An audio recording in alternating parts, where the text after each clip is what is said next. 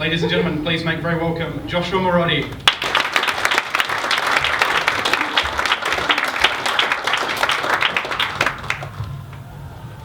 So I'm walking down the frosty streets of Vancouver, a wide-eyed 19-year-old, fresh off the plane, and I hear someone, I'm passing under a shop front, and I hear someone say something about a black backpack. I was wearing a black backpack. Now, I had a very sheltered upbringing. I lived in the same house my entire life. I had the same group of friends. I went to one primary school and one high school, and I'd never travelled by myself. And apart from picking up a car or travelling to the Sunshine Coast, that was kind of the extent of my worldly travel.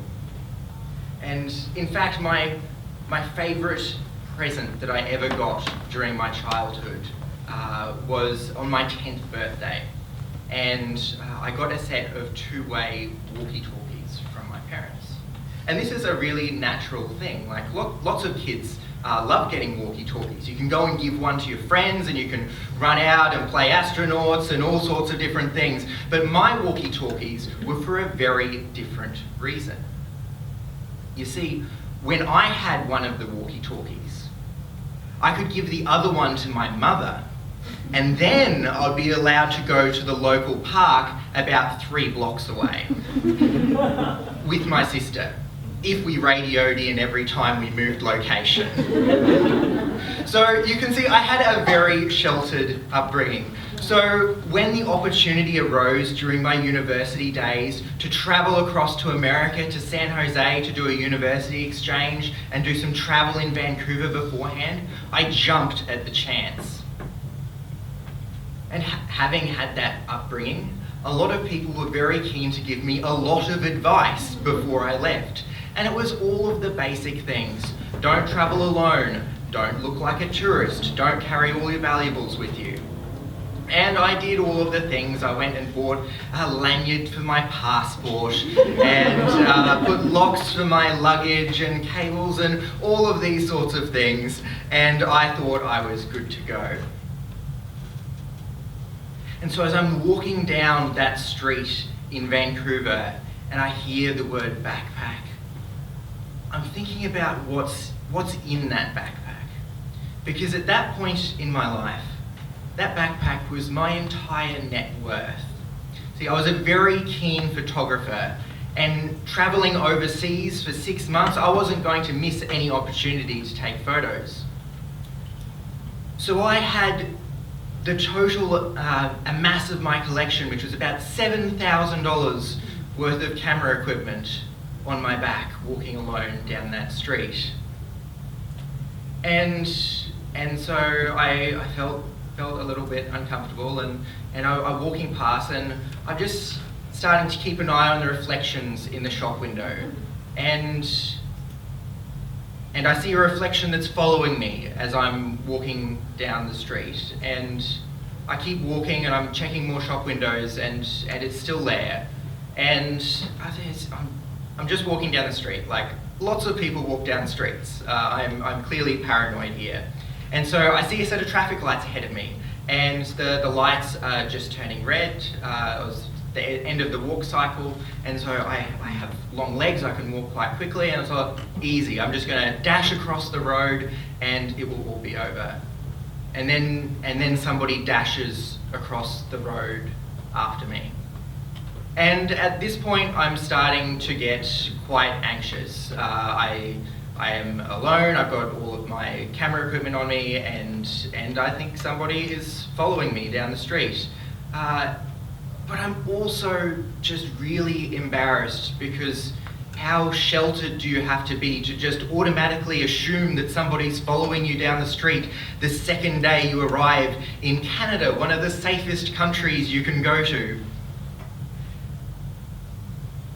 But then I think about Hollywood and all of the movies where the second the bad guys know you're onto them, they start running.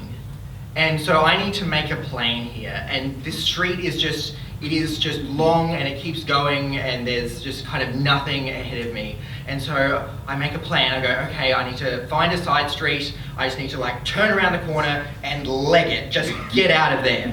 And so I see my opportunity. I turn around the corner and horror strikes. It's a set of cul-de-sac apartments.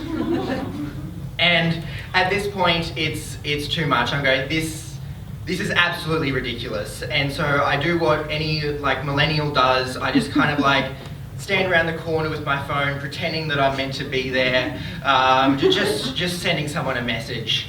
And that's when the tall guy in a black trench coat corners me against the wall and demands all of my valuables.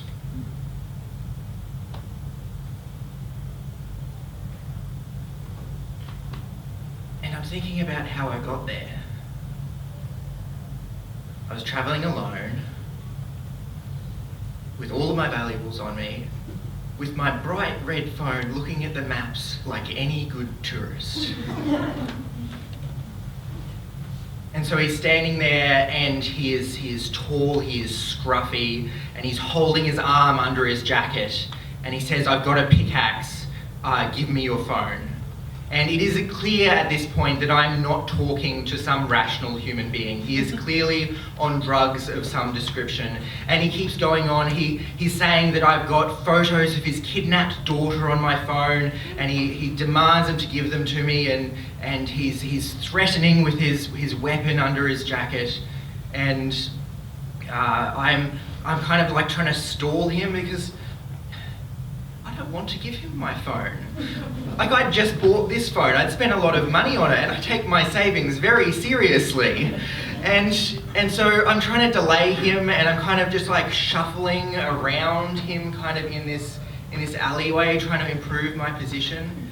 And then I see someone walking across the street, the end of the street in front of me, and I thought, thank God, this is my opportunity. I can call out to them, and they'll step in and save me. And so I call out to them, and they do not save me. They get out of there, they just run, they're gone. But fortunately, it does distract him for a split second, just long enough for me to just start running. And I run, and I run, I don't look back until I'm just so far out of there. And I got away with it. That was fine. That should have been a moment of triumph, but instead it was a moment of failure because I had some very simple rules and I didn't follow them. And maybe I wasn't cut out to be travelling by myself on the other side of the world and starting an exchange. This was my second day overseas for my big break out of home. But it did stay with me, but I carried on. I stayed there, I did my exchange, I had some amazing experiences, and I was all the better for it. So that's my experience with staying. Thank you.